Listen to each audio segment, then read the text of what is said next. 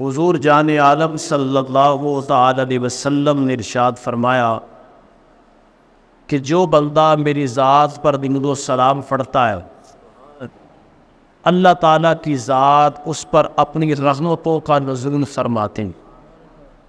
کتنی ہی خوبصورت بات ہے، کتنی ہی اعلیٰ بات ہے کہ بندہ درود و سلام سرکار کی ذات پہ پڑھتا ہے اور رحمت اس پہ رب نازل فرماتا ہے۔ درود پاک اللہ کی رحمت کو بھی دعوت دیتا ہے اور بندے کے گناہوں کو بھی مٹاتا ہے، اور یہ ایک ایسا پاکیزہ عمل ہے جو اس کی بارگاہ میں قبول ہی قبول ہے۔ دیکھیے نا، ایک ہی وقت میں ایک وظیفہ پڑھ رہا ہے، ایک کام کر رہا ہے بندہ، لیکن خیر اور برکت تین طرح کی حاصل ہو رہی۔ اللہ اس کے گناہ مٹا رہا ہے ایک ہی درود پاک کی برکت سے۔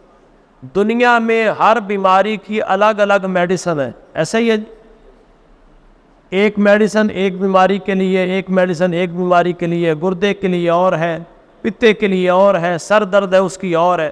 لیکن درود و سلام ایک ایسا وظیفہ ہے کہ انسان کے گناہ بھی مٹاتا ہے، رب کی رحمتیں بھی نازل ہوتی ہیں، اور فرمایا اللہ اس بندے کے درجے بھی بلند کرتا جاتا ہے۔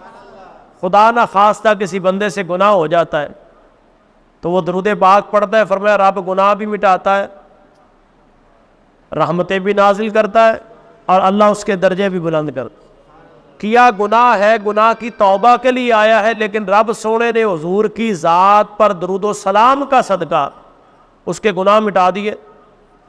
الٹا اس کے اوپر اللہ تعالیٰ نے کوئی سزا نہیں بلکہ اللہ نے اپنی رحمتیں نازل فرمائی، اور رحمت نازل فرمانے کے ساتھ ساتھ اللہ تعالیٰ نے اس بندے کے درجوں کو بڑھا دیا۔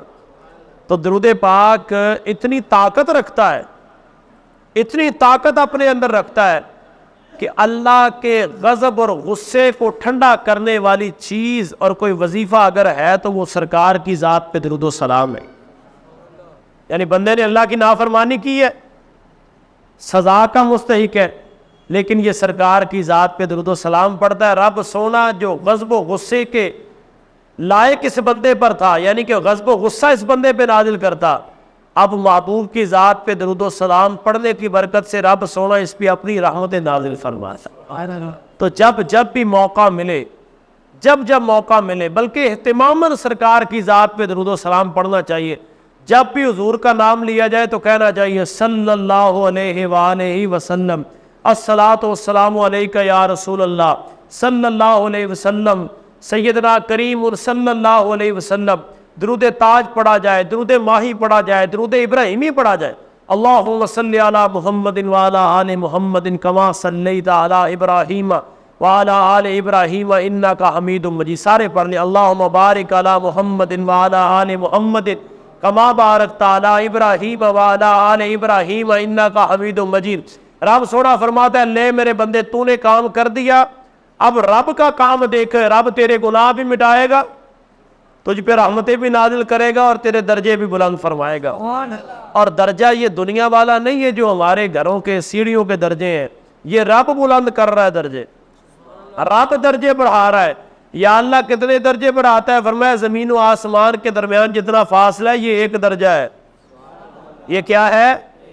یہ ایک درجہ ہے، اور اگر ایک درجہ اتنا ہے تو جس بندے کے رب 10 درجے بڑھاتا ہے رب اس کو کیا مقام دے دیتا ہے۔ اور بھئی جس نبی کی ذات پہ درود و سلام پڑھنے سے غلام کے یہ درجے بلند ہوتے ہیں، اس آقا محمد عربی کے اپنے درجے کتنے بلند ہوں گے۔ وَرَفَعْنَا لَكَ ذِكْرَكَ، محبوب کا ذکر بلند ہے، درجے بلند ہے، مقام بلند ہے، وہ صبح قیامت تک بلند رہے گا۔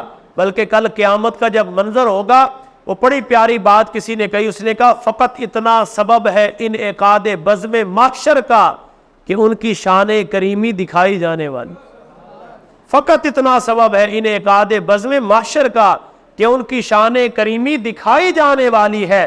بھئی دنیا میں تو جن لوگوں نے حضور کا دیدار کیا سو کیا، قیامت تک کلمہ پڑھنے والوں میں بزم حشر کو سجا رہا ہوں۔